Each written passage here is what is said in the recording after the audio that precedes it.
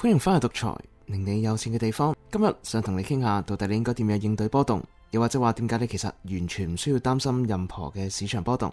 如果你覺得今日講嘅有用嘅話，就記得 like、share 同埋 subscribe 一聲。咁點解今日話唔需要理波動呢一樣嘢呢？因為當你入場決定投資一個資產嘅時候，基本上你已經確定咗喺5年之後你嘅勝算大約會有幾多。講緊嘅就係，如果你用一個非常之高嘅價錢去買一間公司，就算間公司幾好都好啦，其實你都有非常之大機會喺未來5年係會賺唔到錢嘅。咁有個原因就係，如果一間公司已經既定咗一個年成長率 100%， 用咗一個可能講緊數以百倍計嘅 PE 去判斷佢當下嘅估值嘅話，咁就算你呢刻你買完，你知道佢10年之後可能會比現價再升到80% 都好啦，咁可能中間當任何一啲市場波動出現嘅時候，你都會見到帳面上虧損可能50至80% 嘅。咁反之，如果你話你決定跳過一啲市場狂熱嘅時間，跳過一啲追高嘅時間，耐心咁去等成個市場都進入一個絕望極度低點嘅時候呢，你先再慢慢分批喺嗰個熊市嘅1-2年入面，每幾個月買啲，每幾個月買啲啦。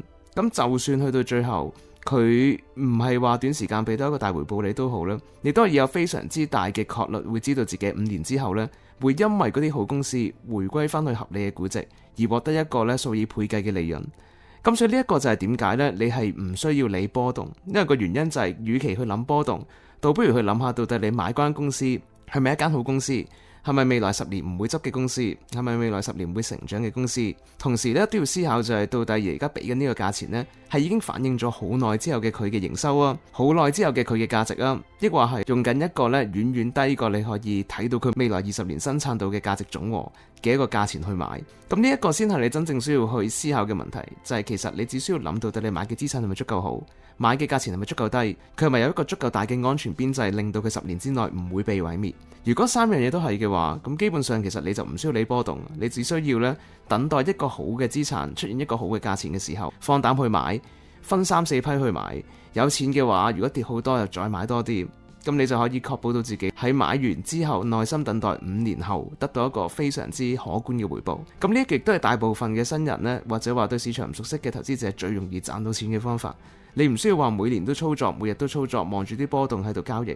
你只需要咧耐心咁去等成個市場低迷，所有嘅好資產都被拋售到一個非常之受低估嘅位置嘅時候，大膽啲分批咁用你嘅資金去買入一啲最好嘅公司，咁其實你就已經確保有一個接近 100% 嘅勝算。咁唯一嘅變數呢，就係在於可能你買完之後呢，要等待幾耐先可以獲得一個大回報。